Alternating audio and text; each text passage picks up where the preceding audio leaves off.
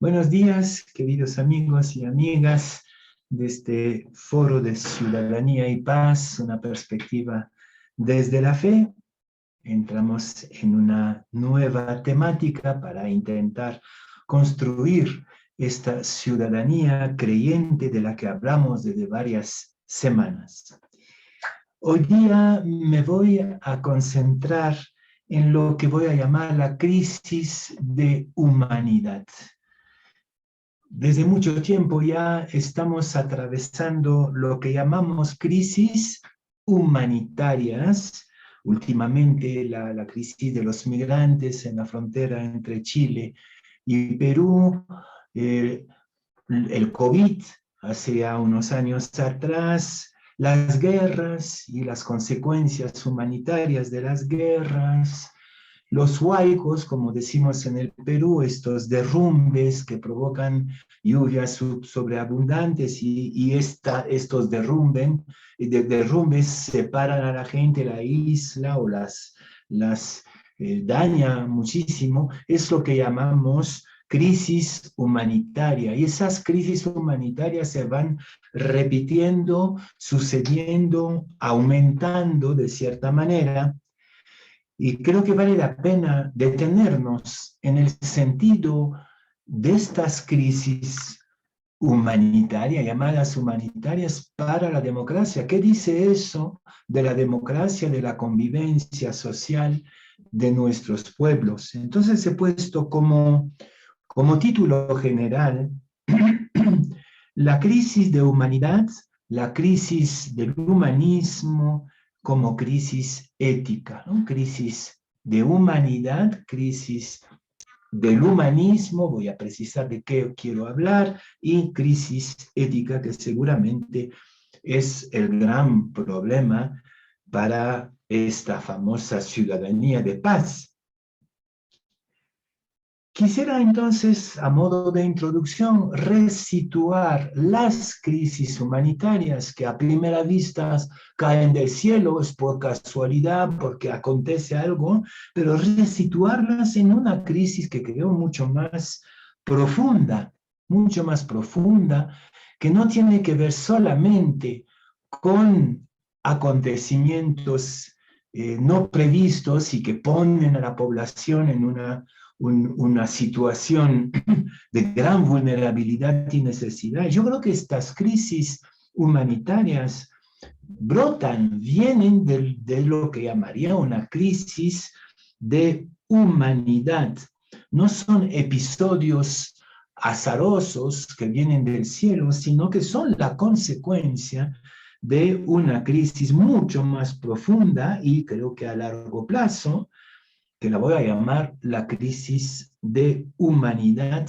Me refiero de nuevo a un autor neoliberal norteamericano que ya he citado varias veces y que es un poco, o fue por lo menos, el gurú de la religión del mercado neoliberal. Hablo de Francisco Fukuyama, que hablaba en un momento del fin de la historia, diciendo que la sociedad neoliberal era la mejor sociedad posible para una pequeña minoría de gente que son los humanos de los países ricos. Y claro, todo el resto, ese fue su segundo texto, su segundo libro así un poco escandaloso, entre comillas, que tenía como título El fin de la humanidad, ¿no? Entonces, creo que estamos realmente en una situación de crisis de lo humano, así de simple, de fin de la humanidad. Bueno, algunos científicos también hablan de un fin histórico y real, pero hay una manera de vivir entre nosotros que ya está firmando de cierta manera el fin de la humanidad. Ya los humanos, dentro de nuestra cultura postmoderna, los humanos no son el centro de atención, ni de las instituciones, ni siquiera de los individuos. ¿Ya? Más bien, lo humano es visto como mano de obra, como ya lo hemos señalado la vez pasada, ¿no? pero ya no son vistos como el objetivo de la vida social, de la vida política o de la economía, sino todo lo contrario, el dogma del mercado y su moral, ¿no? Si hablo del dogma del mercado, podríamos hablar de la religión del consumo-producción, es una nueva religión con su dogma, ¿ya? En esta nueva moral del consumo y de la producción para consumir, eh, el ser humano está sustituido por el producto y por el propio mercado. Ya la humanidad no es la razón de ser de la vida social, sino que es una herramienta más dentro de ese mundo mercantil de consumo y de producción. No somos nosotros los humanos ya interesantes. Lo que sí es interesante es el productor o el consumidor y no el ser humano. Es lo que hace o lo que permite el ser humano exactamente como un abono en un terreno, como un tractor para voltear la tierra. Estamos en ese mismo nivel de herramientas al servicio de otra utopía, que es la utopía del mercado, del consumo y la producción. También podemos señalar que el individualismo actual es la muerte del sujeto. ¿Qué cosa es el sujeto? El sujeto es un yo que se vuelve actor consciente de un proyecto común. Ese es el sujeto, ¿no? Más bien, al sujeto se le ha sustituido el individuo egocéntrico al servicio de sí mismo, porque eso de producción, consumo, está no al servicio de una colectividad o ni siquiera de un proyecto, sino de sí mismo. Muerte del sujeto como actor, muerte también de la comunidad como objetivo. Se le sustituye una palabra nueva que a mí me hace reflexionar mucho. Se habla de un colectivo, por ejemplo, se habla del colectivo LGTB, por ejemplo, ¿no? Del colectivo. Es muy diferente hablar de un colectivo y hablar de una colectividad o de una comunidad. El colectivo es la simple yuxtaposición de una serie de individuos que tienen las mismas características o las mismas reivindicaciones, pero que esta yuxtaposición no llega a una articulación activa, ¿ya? O poco, ¿no? No es lo mismo que una colectividad y aún menos una comunidad. Una comunidad es un ente consciente donde los individuos aportan desde su propia realidad de sujeto libre a otro sujeto que es la comunidad. Entonces, la crisis humanitaria o las crisis humanitarias que hemos presenciado en estos días son la consecuencia de la crisis de humanidad. Doy un paso más. No es solamente crisis de humanidad, como se entenderá, sino también del humanismo o de los humanismos en el occidente, por lo menos desde el Renacimiento y quizás incluso antes en el medioevo, ¿ya? Se va a privilegiar una utopía de humanidad que se va a llamar humanismo, y yo creo, lo repito muchas veces, que el Evangelio es un humanismo, que el cristianismo es ante todo un humanismo, es decir una utopía, un proyecto de humanidad a futuro, ¿no? Y cuando digo que los humanismos están en crisis, será probablemente porque todos estos proyectos, todos estos sueños del vivir entre humanos se han vuelto obsoletos. Eso es lo que parece, ¿no? Este humanismo como proyecto de una humanidad utópica donde sujeto y comunidad se abrazan en un mismo sueño. Eso es lo que llamaría el humanismo, ¿no? Donde el sujeto libre y la comunidad como ente vivo se abrazan para un proyecto común, para un mismo sueño. Acuérdense del comunitarismo personalista o del personalismo comunitario de Jacques Maritain, del que estaba hablando la semana pasada. Más bien, a este sueño, a esta utopía de humanidad, a este proyecto de humanidad, comunidad y personas, se le está sustituyendo sutilmente un pequeño concepto que es como un gusanito que va carcomiendo nuestra historia, y es el concepto de humanidad sobrante en el proyecto neoliberal, ¿no? 3/4 de la humanidad sobran en el dogma neoliberal. ¿Por qué? Porque no son consumidores ni productores y por lo tanto no son interesantes, ¿no?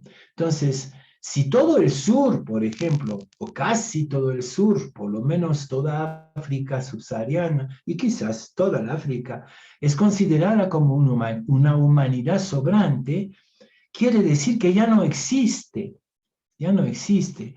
Y bueno, no están lejos los peligros de eugenismo tipo nazis, ¿no? Que dicen que un pueblo sobra o que una categoría de gente sobra en la humanidad o una raza. ¿Ya? ¿Ya? Entonces, del humanismo como proyecto a futuro, como sueño de humanidad, estamos pasando más bien a la noción de humanidad sobrante, donde bastaría que para que todo funcione idealmente, para que el mundo ideal del mercado neoliberal sea perfecto, bastaría una minoría consumidora. Y creo que a veces las cifras son terribles, ¿no? Cuando vemos la concentración de la riqueza en pocas manos, incluso en los países del norte, ¿no? O cuando vemos como algunas fortunas excesivas han crecido durante la pandemia y durante las guerras, comprendemos entonces qué significa la muerte de los humanismos, ¿no? Hablo de los humanismos porque podemos concebir el ser humano de manera muy diferente y tener sueños en cuanto a la humanidad muy diferente. Por ejemplo, el humanismo bíblico es un humanismo que llamaría antropocéntrico, donde el ser humano es el centro de todo.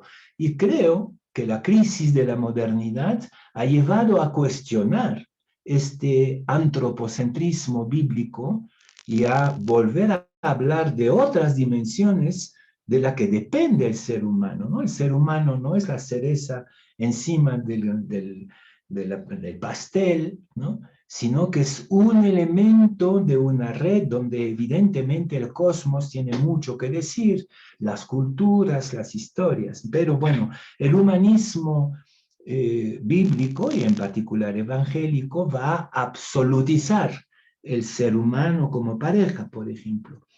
El humanismo moderno, de la modernidad, con su gran sueño de democracia, que está también muy cuestionado hoy día. Creo que el sistema democrático adquirido en el siglo XIX, XVIII, XIX, XX, llega también a a un cierto nivel de ineficacia, de obsolescencia. Podríamos hablar de humanismos originarios también, ¿no?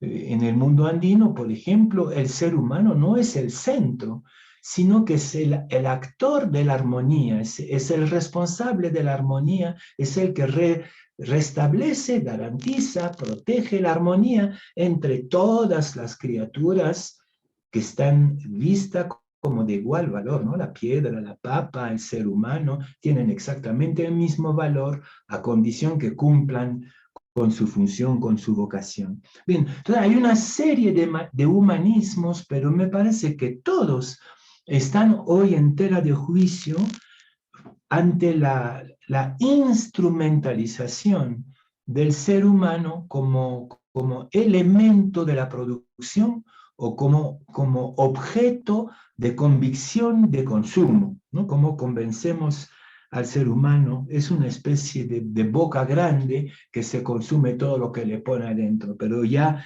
frente a este modelo de sociedad, de cultura, los humanismos también sobran, no solamente sobran, sino que detienen el hambre de consumo y de producción de la pequeña minoría humana que está ahí aparte, ¿no? Bueno, muerte de la humanidad, muerte del humanismo. Entonces entendemos también la crisis de la ética, porque la ética viene de esta referencia trascendente, ¿no? No tiene sentido la ética si somos solamente objeto de consumo o objeto de producción. ¿Para qué una ética ahí? ¿No? Lo importante es que la máquina funcione, pero las máquinas no tienen ética, no la necesitan. La ética viene precisamente de la valorización trascendente de las relaciones humanas, ¿no? La ética es como reconocer una trascendencia entre nosotros, algo más grande que cada individuo, que cada objeto, ¿ya? Y que supone entonces opciones, convicciones y reglas de juego. Eso es la ética. Bien, entonces entendemos que si hay una crisis de humanidad, una crisis de humanismo, vamos a la crisis ética. Y bueno, todo el mundo lo dice, ¿no? O sea, el drama de nuestras sociedades es la ausencia de referencias éticas, ¿ya? Que vamos a trabajar un poquito en este momento. Y voy a proponer una ética de crisis, es decir, recuperar lo mínimo vital ético para vivir juntos, ¿no? Y creo que estamos por debajo de este mínimo vital ético en este momento. Entonces, primero recuperar lo mínimo ético, lo mínimo vital ético, para después reconstruir una ética que corresponda a la realidad que estamos viviendo. Sí, hemos perdido todos los referentes humanistas y trascendentes, y eso explica la ausencia de criterios éticos en las decisiones de las instituciones y de las personas. Eso es, ¿qué cosa es la corrupción? Es la pérdida de criterios éticos para las decisiones, ¿no? Los gobiernos, el Congreso, ya no parte de criterios éticos para tomar una decisión, ¿ya? Entonces, la corrupción es eso. Cuando ya el criterio ético desaparece y entendemos que desaparece junto con el humanismo, desaparece junto con la humanidad y ahí la crisis humanitaria que atravesamos, ¿no? ¿Cómo reconstruir una conciencia ético-moral de emergencia, ¿no? Yo creo que hablaríamos de eso, de una conciencia ético-moral de mínimo para volver a criterios éticos mínimos en las decisiones que vamos tomando como grupos, como instituciones o como individuos, ¿no? Bueno, primero hay que reconocer la obsolescencia de muchos discursos éticos premodernos o modernos incluso, ¿no? Se critica, y con razón, la moral sexual de la Iglesia basada en una visión antropológica premoderna. Se critica incluso los derechos humanos como fruto de una época histórica, 18, 19, 20 siglos, ¿no? Los siglos 20, de esos siglos, que no da cuenta ya de la profunda transformación del mundo de hoy. Bueno, sí, sí. Y sin embargo, creo que de estos discursos cuestionados, estos discursos que sí tienen que ser revisados, podemos llevar como mínimo. Yo creo que los derechos humanos, por ejemplo, son imperfectos, hay que reactualizarlos. Se habla de los derechos de la Pachamama, del cosmos, de las culturas, de las minorías. Todo eso son revisiones de los derechos humanos, verlo más desde lo colectivo, pero si no partimos de los derechos humanos, aún imperfectos y desactualizados, no tenemos el mínimo vital ético para vivir en común, para vivir todos juntos, para la ciudadanía. Yo pienso que en la tradición cristiana y en las tradiciones espirituales de nuestros pueblos hay muchas cosas caducas en la aplicación, pero que son profundamente inspiradores. La sabiduría de los abuelos, la sabiduría de las grandes tradiciones podrían estar ahí como mínimo vital. Bueno, cosas quizás más elementales. Ya no se hace la diferencia entre mentira y verdad, por ejemplo. Pues ese es un mínimo vital. Pensar que la verdad está bien y que la mentira está mal. Ese es un criterio mínimo al que habría que volver, pero va a ser complicadísimo. El tema de la autonomía de la justicia. Todo el tema, por ejemplo, del defensor del pueblo, elegido a dedo por intereses de grupos, de los que más hemos hablado la semana pasada, ¿ya? Volver a esta autonomía de la justicia, replantearnos lo mínimo no negociable. Porque incluso ese mínimo no negociable en nuestras relaciones no existe. Es lo que llamaría una moral light, pero habría que llegar a esa moral light, ¿no? Porque, ¿qué dice la moral light? Bueno, que todo el mundo haga lo que le da la gana, es eso la moral, ¿no? Que todo el mundo haga lo que le da la gana con tal que no me afecte a mí. Esa es la moral light. Pues no estamos ni siquiera en eso, ni siquiera en una moral light, porque me importa un pepino lo que el otro necesita, o lo que el otro piensa, o lo que hace la felicidad del otro, con tal que yo, este ego hinchado, pueda realizar todos sus afanes. Entonces, la moral light, bueno, por lo menos sería ese respeto del otro en lo que le da la gana, mínimo, ¿no? Bueno, en varias oportunidades he hablado de la urgencia de una asamblea ética universal donde se reunirían especialistas del derecho internacional, de las religiones, de la ciencia, de la política, para ir pensando no solamente una moral de crisis, ese mínimo ético vital, sino una moral que brote, una moral, una ética que brote de la nueva situación que nos ha revelado la crisis. ¿Cómo resituar el ser humano? ¿No? Ya no como la cereza en el pastel, ya no simplemente como instrumento de un mercado, sino, bueno, repensar la dinámica de relaciones entre todas las criaturas, y ahí creo que las culturas originarias nos podrían ayudar poderosamente. Bien, concluyo volviendo a nuestra temática, la ciudadanía, ¿no? Yo creo que ese coloquio, esta asamblea ética universal, que iría repensando un nuevo discurso ético, eso es la tarea de los ciudadanos, de la ciudadanía. No hay que esperar que las instituciones podridas, que sean las instituciones religiosas, políticas, ideológicas, no hay que esperar que estas instituciones vayan produciendo un nuevo discurso ético.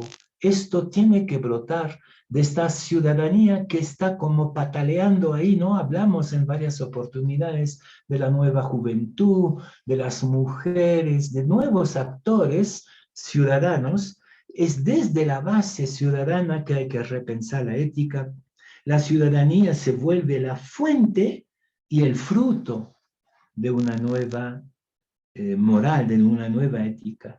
Bueno, entonces, ¿cómo como ciudadanos libres de a pie, pero con deseo de un cambio, ¿no? Ya no solamente el no, ¿se acuerdan? La semana pasada hablaba, sí, la protesta dice no, y es un acto moral muy importante, pero ¿cómo va a decir sí? Lo que sería una ética positiva, no solamente negativa, es decir, esto no, sino una ética positiva. Esto es mi propuesta nueva, ¿ya? pueden, de nuevo digo que hay que volver a las tradiciones, de las culturas, de las espiritualidades, sintiendo que hay una serie de rupturas desde la modernidad, ¿no? Que son dramáticas y que hay que ir trabajando. La migración, por ejemplo, ¿no? Los migrantes del campo a la ciudad han roto hasta cierto punto con sus referentes éticos, ¿no? La migración, la escuela es una ruptura. Muchas veces la escuela denigra, rechaza lo que había sido el fundamento de la ética tradicional, ¿no? Los medios de comunicación, que también rompen. Ante esas rupturas propias de la crisis ética que vivimos, ¿cómo volver a retejer puentes entre las grandes tradiciones, que si bien es cierto, tiene mucho de obsoleto, también tiene mucho de inspirador? Hay que volver a aprender a debatir. El debate de ideas, la sinodalidad, como lo llama el Papa Francisco, es algo esencial y que se ha perdido completamente, ¿no? La polarización violenta es lo contrario del debate, de la escucha, del diálogo. Es muy urgente y quizás se puede desarrollar en pequeños espacios nuestros, multiplicando pequeñas ágoras, ¿no? ¿Se acuerdan lo que era la ágora? La ágora en Atenas era un espacio donde los ciudadanos libres podían intercambiar ideas, ¿no? Puede ser que una plaza grande no sea posible hoy, pero se pueden multiplicar pequeñas ágoras, ¿no? Donde se privilegia el debate de idea, el cuestionamiento, el permiso de soñar, de divergir, de confrontar, de ir construyendo, ¿ya? Un debate intercultural, intergeneracional, intergénero, interreligioso. Creo que es lo que podemos los ciudadanos proponer en pequeños lugares, pequeñas islas interconectadas, pequeñas ágoras multiplicadas. Es una pequeña utopía que les dejo para meditar esta semana.